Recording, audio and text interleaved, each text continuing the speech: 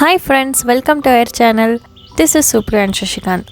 ನಾವು ನಮ್ಮ ಪ್ರೀವಿಯಸ್ ಎಪಿಸೋಡ್ನಲ್ಲಿ ಹಳೇಬೀಡಿನ ಜೈನ ಬಸದಿ ನೋಡಿದ್ವಿ.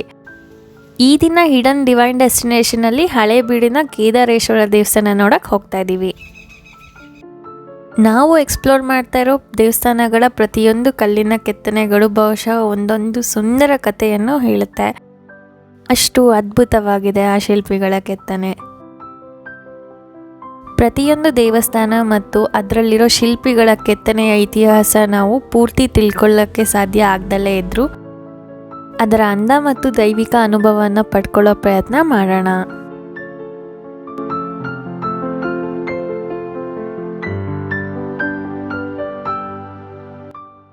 ಈ ಶಿವ ದೇವಸ್ಥಾನ ಹಳೇಬೀಡಿನ ಹೊಯ್ಸಳೇಶ್ವರ ದೇವಸ್ಥಾನದಿಂದ ಸುಮಾರು 500 ಮೀಟರ್ ದೂರದಲ್ಲಿದೆ.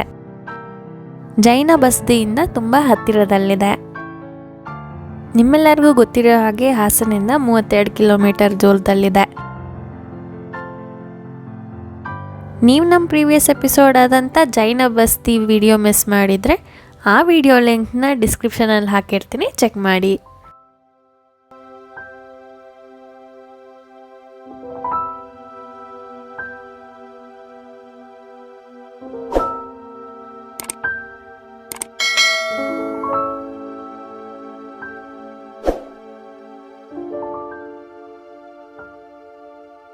ಕ್ರಿಸ್ತಶಕ 1200ನೇ ಇಸ್ವಿಯಲ್ಲಿ ಹೊಯ್ಸಳರು ಕಟ್ಟಿಸಿರೋ ಶಿವ ದೇವಸ್ಥಾನದ ತ್ರಿಕೂಟ ದೇವಸ್ಥಾನ ಆಗಿದೆ.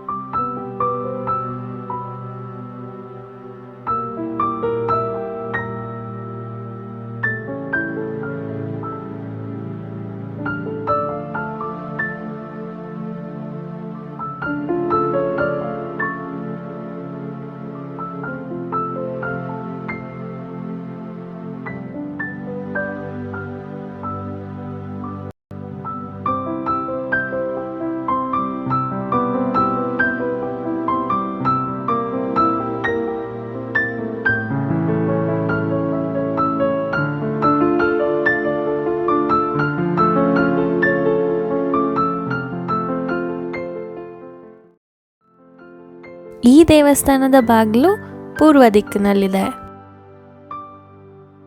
ನಾವು ಹೋದಾಗೆಲ್ಲ ದೇವಸ್ಥಾನದ ಬಾಗಿಲು ಮುಚ್ಚಿರೋದ್ರಿಂದ ದೇವಸ್ಥಾನದ ಒಳಗಡೆ ಎಕ್ಸ್ಪ್ಲೋರ್ ಮಾಡೋಕ್ಕೆ ಆಗಿಲ್ಲ.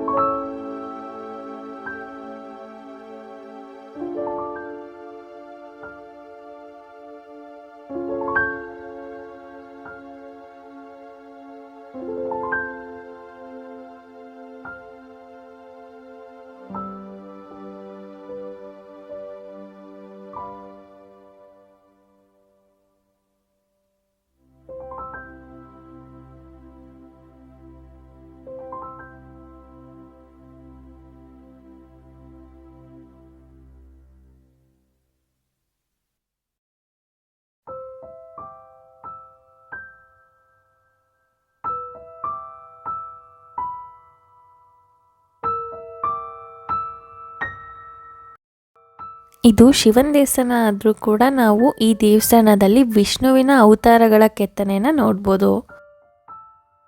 ಆ ಕೆತ್ತನೆಗಳಲ್ಲಿ ಬಹಳ ಮುಖ್ಯವಾದಂಥ ನಾಟ್ಯ ಭೈರವ, ಗೋವರ್ಧನ, ವಿಷ್ಣುವಿನ ಅವತಾರವಾದ ವರದರಾಜ ಮತ್ತು ಒಬ್ಬ ಬೇಟೆಗಾರ್ತಿಯ ಮೂರ್ತಿಯನ್ನು ನೋಡ್ಬೋದು. ದೇವಸ್ಥಾನದ ಹೊರಗಡೆಯ ಕಲ್ಲಿನ ಕೆತ್ತನೆ ಮಾತ್ರ ತುಂಬಾ ಅದ್ಭುತವಾಗಿದೆ. ಆದರೆ ಆ ಕಲ್ಲಿನ ಕೆತ್ತನೆಯನ್ನು ಬಹಳ ಕಡೆ ಹಾಳು ಮಾಡಿರೋದು ನೋಡಿದ್ರೆ ಅಷ್ಟೇ ಬೇಸರ ಆಗತ್ತೆ. ದೇವಸ್ಥಾನದ ಹೊರಗಿರೋ ಹಸಿರು ಮತ್ತು ಪ್ರಶಾಂತ ವಾತಾವರಣ ನಮಗೆ ತುಂಬಾ ಇಷ್ಟ ಆಯಿತು. ಮಕ್ಕಳ ಜೊತೆ ಹೋದರೆ ತುಂಬಾ ಚೆನ್ನಾಗಿ ಟೈಮ್ ಸ್ಪೆಂಡ್ ಮಾಡ್ಬೋದು. ಹೋಪ್ ನಿಮ್ಮೆಲ್ಲರಿಗೂ ಈ ವಿಡಿಯೋ ಇಷ್ಟ ಆಗಿದೆ ಅಂತ ಅಂದ್ಕೊಳ್ತೀವಿ. ಇದೇ ರೀತಿ ನಮ್ಮ ಡಿವೈನ್ ಡೆಸ್ಟಿನೇಷನ್ ಹಾಗೂ ಹಿಡನ್ ಜೆಮ್ಸ್ ಇನ್ ಹಾಸನ್ನ ಪಯಣ ಮುಂದುವರಿಯುತ್ತೆ. ನಿಮ್ಮೆಲ್ಲರಿಗೂ ಈ ವಿಡಿಯೋ ಇಷ್ಟ ಆಗಿದ್ದರೆ ಲೈಕ್ ಮಾಡಿ ಹಾಗೆ ಶೇರ್ ಮಾಡಿ. ಮತ್ತು ನೀವು ನಮ್ಮ ಚಾನಲ್ಗೆ ಹೊಸಬ್ರಾಗಿದ್ದರೆ ನಮ್ಮ ಚಾನಲ್ ಸಬ್ಸ್ಕ್ರೈಬ್ ಮಾಡಿ ಮತ್ತು ಬೆಲ್ ಐಕಾನ್ ಪ್ರೆಸ್ ಮಾಡಿ, ಸೊ ದಟ್ ನಾವು ಏನೇ ವೀಡಿಯೋಸ್ ಅಪ್ಲೋಡ್ ಮಾಡಿದ್ರೂ ನಿಮಗೆ ನೋಟಿಫಿಕೇಷನ್ ಬರುತ್ತೆ. ಹಾಗೆ ಈ ವಿಡಿಯೋ ಬಗ್ಗೆ ನಿಮ್ಮ ಅನಿಸಿಕೆಯನ್ನು ನಮ್ಮ ಹತ್ರ ಶೇರ್ ಮಾಡೋದು ಮರಿಬೇಡಿ. Thank you for watching.